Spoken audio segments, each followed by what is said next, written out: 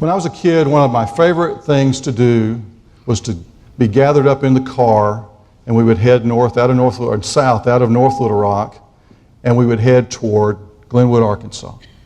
We'd pass across the river, we'd come through Little Rock, we'd get on the freeway, we'd head through Benton, through Hot Springs, and we'd go about 29 miles past Hot Springs down into the mountains, down to the Caddo River, where my grandparents lived. I loved taking those trips. It was so much fun. You know, just getting out of the house is fun when you're a kid. Seeing the city of Hot Springs and seeing how things are different is great when you're a kid. Seeing the beautiful mountains of that area is wonderful when you're a kid. I still love the mountains. Eating ice cream at the Dairy Queen in Hot Springs was fun when I was a kid.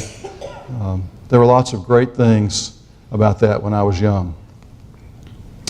But there was something even more wonderful that happened on those trips. Because you see, my grandparents would sit at the big plate glass window of their house, watching for a car to pull up on the gravel in front of their house, and to see a couple little boys pile out and come running down the sidewalk. And then they would be standing on their porch, waiting for us. And there were no more welcoming arms than my papa. But on those trips, something else happened. I'll tell you in a minute. He was born in 1890, and he lived in and around Glenwood all of his life. His given name was William Omer Fuller, but to me, he was Papa. He was of a generation that didn't smile a whole lot. He'd lived a hard life. They had had to raise kids during the Depression. They lived in an area where there wasn't a lot of money.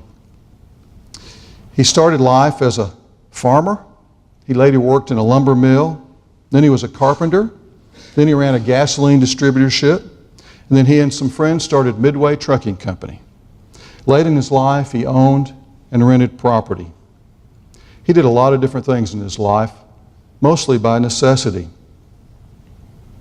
And we had a ritual almost every single time we went to visit. We'd sit together on the couch, or I would climb up in his lap, and he would ask me this question: what are you going to be when you grow up? What are you going to be when you grow up? A doctor? A lawyer? A teacher? A banker? An accountant? An engineer? I never had a clue. How do we figure out what we're going to be when we grow up? Or even after we grow up? Is it in our name? You know, a lot of people's last names, we get them because of the professions of our ancestors. I looked up a few. Do you know what a fuller is? A fuller is a person who weaves cloth. So somewhere generations and generations ago, my ancestors in England made cloth. So I looked up a few more. We have a lot of Cains in our church. And you know, it's a Bible name, but it's also a Gaelic name. And it means one who came from the field of combat. Can't you just see that in the Cains we know here? Yeah, me either. I don't see that either. A carpenter is, we know what a carpenter is, right? It's one who works with wood. Do you know what a carter is? We had a bunch of carters in the room. I didn't know either. A carter is one who drives a cart. A carter. I didn't know. Do you know what a Heflin is? I looked up Heflin. We have a lot of Heflins in the room. A Heflin, do y'all know what a Heflin is? It's time you found out. A Heflin is one who makes pottery. Do you guys make pottery? No, I don't weave cloth either, so we're okay. David Warren takes care of us on lights and sound, and he's all over the place doing stuff for us, and you never see him. Do you know what a Warren is? A Warren is someone who works at a game preserve. I guess we're kind of like a game preserve some days, so maybe that fits. I don't know. And surely we all know what a shoemaker does, right? We have a lot of shoemakers in here. Well, I don't weave cloth, and do you guys make shoes? Oh, Joy says she makes shoes, but they do wear them. So I don't know, maybe that's not the whole answer to us, for us. In today's text, Paul illustrates his point with a story. Can't you hear Preston telling this story? Well, they had an election for president of the body, and the brain called the meeting to order, and they began their campaign speeches. The eye said he was the most complex of the parts of the body. Vote for me. The foot said, where would you be without me?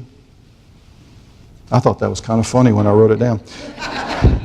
The elbow said, listen, how would you throw a curveball without me? Don't vote for those show-offs, vote for me. But the point here is that all the parts of the body are part of an interconnected system. That seems rather obvious, but think with me about the systems that are all around us. We're all parts of interconnected systems. If you were on the retreat, you heard Robert Creech talk about that. That's what Paul's saying here with his illustration. We're all parts of systems. One of the hip words right now is ecology. Ecology talks about systems. Talk about the ecology of your workplace, or the ecology of this, that, and the other. My son-in-law is getting a PhD in mathematics, and he studies quantitative ecology. Now you think he's a math major, we can't understand anything he says. Well, but actually we can. He speaks to normal people too. And what he does, and one of the projects he's working on right now, is he's using mathematical models to study how species interrelate with each other and how they are affected as groups, as interrelated groups, as ecologies or as systems by climate change. You know, as they move here or move there, and how they're affected, how they affect each other. We know that. We call it a food chain sometimes. But it's an ecology. We're all a part of systems. When my papa would ask my brother and I what we were going to be when we grew up, it was usually a very frustrating time for me. You see, my older brother, darn him, he knew what he was going to be from the time he was a small child. He was going to be an electrical engineer. He got his ham radio license when he was 12 years old. This is my brother. This is the shadow in which I grew up. And he retired a few years ago. He worked for the power company for 32 years. He knew all along. I never had a clue. How do we figure out what our giftedness is? How do we figure out who we are? Well, I think how we figure out what we're going to do is also a lot about figuring out who we are as we continue to grow up. Life's not a destination, it's a journey. We have these banners around the church. They've been up so long now, I think maybe we've gotten numb to them. Let me remind you what they say. They talk about discipleship, and they call discipleship a lifelong journey toward becoming like Jesus. Notice that lifelong part. We're all on a journey of rediscovering our giftedness. I wish that I could say that I have been faithful in helping others in that way. I was a teacher in my first life for nearly 30 years. And a teacher at their best is helping students discover their giftedness. But I was also a choir director, and I was a music prof, and I was a music dean. And through those years, I have to confess, it took me a long time to figure that out. I was so busy worrying about preserving my own job that I didn't always help my students be the very best person they could be. I didn't always help them discover the depth and the breadth of their own giftedness. If a student could handle the requirements for our degree programs, then I wanted them to stay in the degree programs. My job was at stake. I wanted them to stay in my choir. Late in my career, I began to figure out that maybe there was more to it than just whether they were good singers or good instrumentalists or good musicians. I began to look at my students in a little broader way. I wish I could say I had done it sooner. It took me a long, long time to figure that out. I got forced there by a particular student. Now, I was very capable of encouraging students to change their majors if they couldn't handle the requirements. Deanna's grinning at me. She probably knows some Ouachita stories. And I had a particular young man in my office who simply wasn't going to figure that out. He wasn't going to be able to do it. He didn't have the tools to be a music major. And his whole dream was to be a music major. He had gotten fixated on that dream. And he'd been at Ouachita for 2 years before I sat him in my office, and I said, "Your giftedness is not in music." Well, you can imagine it was a very difficult conversation. It was a very difficult conversation. But he taught me, and I taught him. And what we learned together was, it's okay, because we're all on a journey. And that young man is not quite so young anymore, and he is actually a department chairman in a college now in another discipline, and grateful for what's happened to him on his journey. The body parts got together to have another meeting, but not everybody showed up. The feet were down the street at the shoe store trying on the latest styles. They were having a great time. But once they finished shopping, they didn't have anywhere to go. They were just laying on the floor. The hands went down to the jewelry store and they were trying on the latest rings. Wow, they found some really cool things, beautiful settings and beautiful stones, but when they finished, they were just laying there on the counter because they didn't have a body to help them know who they really were. Let me circle back to my papa. My papa only had one eye. He had had some nerve problems in his face, and he had lost his optic nerve, and he lost his eye. Let's just say it was an adventure when he drove around Glenwood, if you're riding with him. It was a fun adventure. And he backed into some trees here and there, ran into a few things. He got pretty mad. We laughed, but we cried at the same time. There's something interesting you need to know about eyes. You know, the eyes are made up with all the different parts, and in the back of the eye is the retina. And the retina is a plate of receptors. They're nerve endings. It's about 1/4 of a millimeter thick. And it's some of the receptors are shaped like rods, and some are shaped like cones. And they can differentiate between colors. They can differentiate between all the detail of life. It's a miraculous creation of God. But where the optic nerve connects to the back of the retina, it creates a dead spot on the front. It's true for everybody's eyes. It's true for very healthy eyes. There's this blind spot on the front of the retina. And the reason you don't know there's a blind spot there is because most people in here, at least, have 2 eyes. And so one eye compensates for the other, and you never perceive that blind spot that's physically there in the way the eye is constructed. So see, even the eye, in all its glory, has to have another eye to fulfill its purpose. St. Louis is known as baseball heaven to many of us. John moved, and usually he's here, but anyhow. But there's another thing in St. Louis I love to visit, a place that I love to visit. It's the St. Louis Cathedral Basilica. And in the St. Louis Cathedral Basilica, say that 10 times really quickly, they have the world's largest collection of mosaics. And mosaics are artwork that are created with small little pieces of glass that are all put together and glued to the wall. The mosaics at the St. Louis Basilica number 41.5 million. So the walls, the high walls, and the entire ceiling are covered with these tiny little glass tiles of 7,000 different colors, and they cover 83,000 square feet. Now, if you get up really close to that mosaic, you see a bunch of little bitty ragged pieces of glass. But when you step back, you see beautiful artwork. If you take just one of those pieces of glass out and put it in your hand, it looks like nothing but a broken piece of glass. It looks actually probably like colored glass that you might pull out of the trash somewhere.